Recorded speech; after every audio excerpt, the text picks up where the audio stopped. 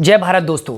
Class 10th के social science के अंतर्गत आने वाली बुक हमारी अर्थव्यवस्था का पहला चैप्टर अर्थव्यवस्था एवं इसके विकास के इतिहास के बारे में हम पढ़ रहे हैं और आज के इस वीडियो में इस चैप्टर के हम 11th पार्ट को डिस्कस करेंगे और वो होने वाला है मिश्रित अर्थव्यवस्था के विशेषताओं के बारे में। दोस्तों मैं आपको बता दूं, मेरे पिछले वीडियो में हमने अर्थव्यवस्था के प्रकारों के बारे में जाना था और कितने प्रकार की अर्थव्यवस्था होते हैं बच्चों? 3 प्रकार के होते हैं, पूंजीवादी अर्थव्यवस्था, समाजवादी अर्थव्यवस्था और मिश्रित अर्थव्यवस्था। और हम जानते हैं कि मिश्रित अर्थव्यवस्था को एक अच्छी और एक लोकतांत्रिक देश को सपोर्ट करने वाली अर्थव्यवस्था के रूप में जाना जाता है, इसलिए भारत में भी मिश्रित अर्थव्यवस्था लागू है। और मैं आपको यह भी बता दूं, जो कि पिछले वीडियो में भी मैंने आप डिस्कस किया था कि मिश्रित अर्थव्यवस्था यानी कि एक ऐसा देश है जो पूरे विश्व में सबसे पहले मिश्रित अर्थव्यवस्था को अपने देश में लागू किया था और वो था फ्रांस। तो दोस्तों हम इस वीडियो को आगे बढ़ाते हैं। और दोस्तों अगर आपने पिछले पार्ट के वीडियो को नहीं देखा है तो कृपया आप होम पेज पर जाकर के प्लेलिस्ट में जाकर के सारे पार्ट्स को देख सकते हैं। तो चलिए स्टार्ट करते हैं। बहुत ही इंपॉर्टेंट क्वेश्चन है जो कि इस वीडियो में हम डिस्कस करने वाले हैं।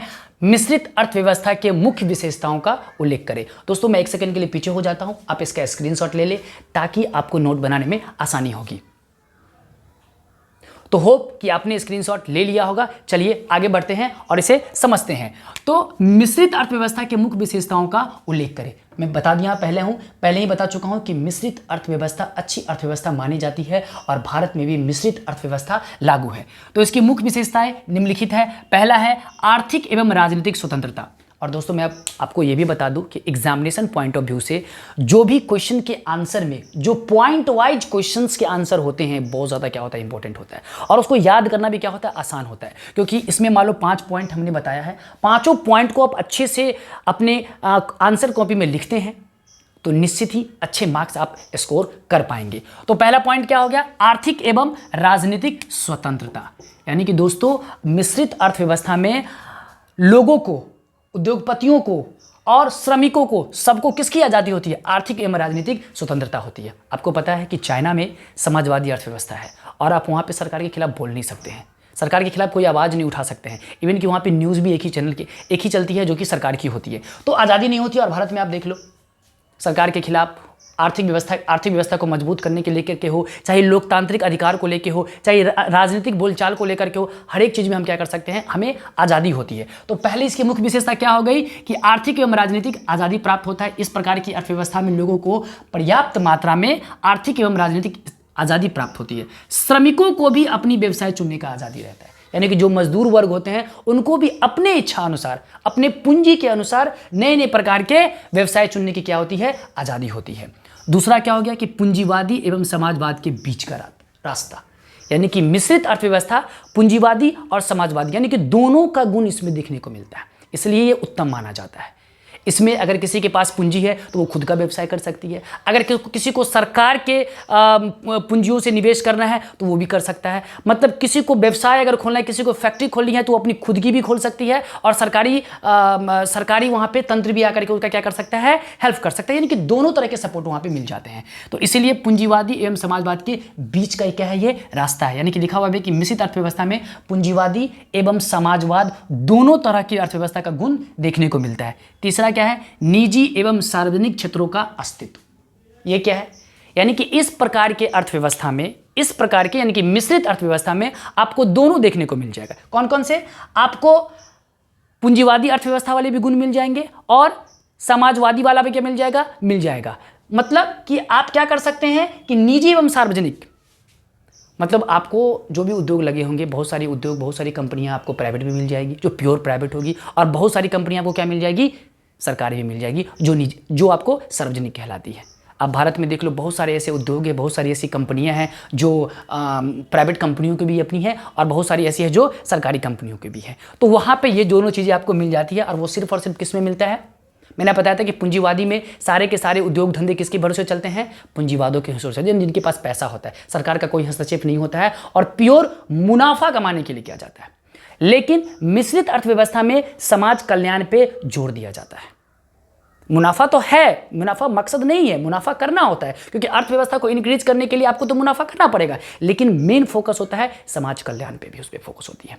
इसलिए दोनों के गुण इस तरह की अर्थव्यवस्था में होते हैं। तो क्या हो गया यहाँ पे इसमें, यानी कि मिश्रित अर्थव्यवस्था में आपको निजी उद्योग भी मिल जाएंगे और आपको सार्वजनिक क्षेत्र के उद्योग भी आपको मिल जाएंगे। दोनों प्रकार की अर्थव्यवस्था होती है जो अर्थव्यवस्था को और ज़्यादा क्या करता है, बूस्ट करता है, और ज़्यादा क्या करता है, मजबूती प्रदान करती है। उसके बाद होती है नियोजित अर्थव्यवस्था। मिश्रित अर्थव्यवस्था एक प्रकार की नियोजित अर्थव्यवस्था। अब ये नियोजित अर्थव्यवस्था क्या है?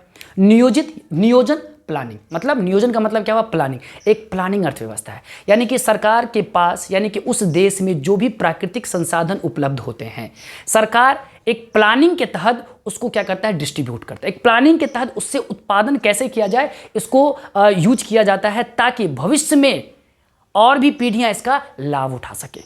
अब मान लो कोयले के बहुत ज़्यादा यहाँ पे खाने हैं, यहाँ पे कोयले भरपूर मात्रा में पाया जाता है। सरकार चाहेंगी तो एक बार में क्या किया जा सकता है, उसको निकाल करके बेच करके उससे बहुत ज़्यादा धन अर्जित किया जा सकता है। लेकिन क्या आने वाली पीढ़ी उसका लाभ उठा पाएगा? नहीं उठा पाएगा ना। तो एक प्लानिंग के तहत कि उतनी मात्रा में ही हमको खर्चा करना है ताकि हम अपने देश के डिमांड को भी पूरा कर सके और उसको बचा के भी रख सके ताकि आने वाली पीढ़ी भी उसका क्या कर सके, लाभ उठा सके। उसी को बोला जाता है नियोजित अर्थव्यवस्था। तो मिश्रित अर्थव्यवस्था में क्योंकि भविष्य के बारे में भी सोचना है और पूंजीवादी अर्थव्यवस्था में ऐसा नहीं है, ज़्यादा से ज़्यादा कैसे मुनाफा कमाया जा सके।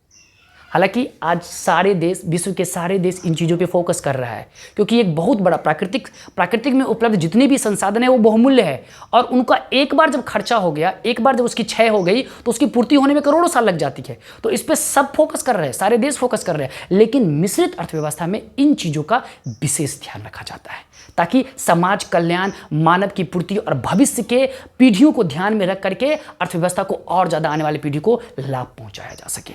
तो मिश्रित अर्थव्यवस्था में एक बहुत बड़ी एडवांटेज होती है कि नियोजित अर्थव्यवस्था उसमें शामिल किए जाते हैं। और पांचवा पॉइंट हो गया कि आर्थिक विषमता में कमी। अब ये आर्थिक विषमता क्या है, एक लाइन में समझ लेते हैं। आप देखते हैं कि समाज में आर्थिक विषमता पाई जाती है। आपके बगल वाले बहुत धन संपत्ति से भरा हुआ है और आपके बगल वाले बहुत ज़्यादा क्या हैं, गरीब हैं। तो कहीं ना कहीं ये एक अंतर, एक डिफरेंस क्रिएट करता है, एक साइकोलॉजिकली डिफरेंस क्रिएट करता है जो कहीं ना कहीं समाज के लिए क्या है, खतरा है। आपने देखा होगा हमेशा ये सब चीज़ें ताना बाना चलती रहती है। तो सरकार का मिश्रित अर्थव्यवस्था में ये हमेशा फोकस होता है सरकार का कि किसी तरह समाज में जो ये आर्थिक विषमता है इसको हम क्या करें, दूर करें। तो इसके लिए सरकार नए नए प्लानिंग लाते हैं। सरकार करते क्या है, जो बड़े बड़े उद्योगपति हैं, जो बड़े बड़े धनी आदमी, उनसे ज़्यादा टैक्स कर इकट्ठा करते हैं और उस कर को, उस पैसा को जो नीचे तबके के लोग हैं, जो गरीब लोग हैं, उनके उत्थान के लिए, समाज कल्याण के उत्थान के लिए नए नए प्रोग्राम, नई नई चीज़ों को क्या करते हैं, वो समाज में ला करके उनको लाभ पहुंचाते हैं। जिसमें आपने देखा होगा कि लोगों को, गरीब लोगों को सरकार घर देते हैं इंदिरा आवास योजना के तहत।